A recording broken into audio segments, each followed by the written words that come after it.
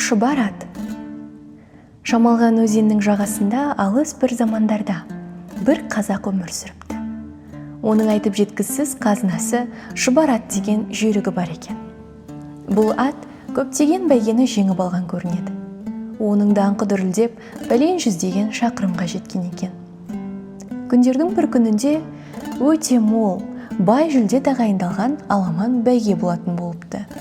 Көптеген қазақ ат жарысқа өздерінің ең жақсы сәйгүліктерін әкеліпті. Ат шабар қашықтық бір күндік жолға тең етіп белгіленіпті. Жігіттер жарысқа таңелең алаңнан шығып кетіпті. 2 сағаттан кейін Шұбарат өзінің барлық қарсыластарынан озып кетіпті де шабысын баяулатыпты.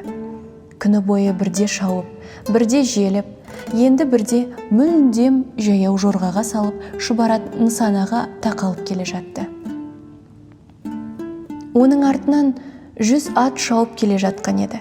Көп жүрек шыдамай не құлап, не болдырып, жарыстан шығып қалып жатқан аттар да болды. Көптеген шабарман түрлі жарақат алды. Кешке қарай адамдар көк жиектен бірнеше атты көрді. Бәрінің алдында оқ бойы озық шауып Шұбарат келе жатты.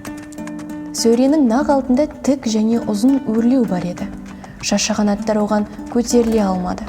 Биікке дейін шауып келді де тура өр алдында тоқтап қалды.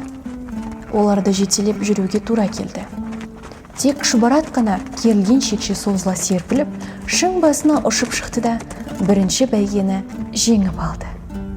Содан бері ат жарысы аяқталған тау Шұбарат деп атала бастады.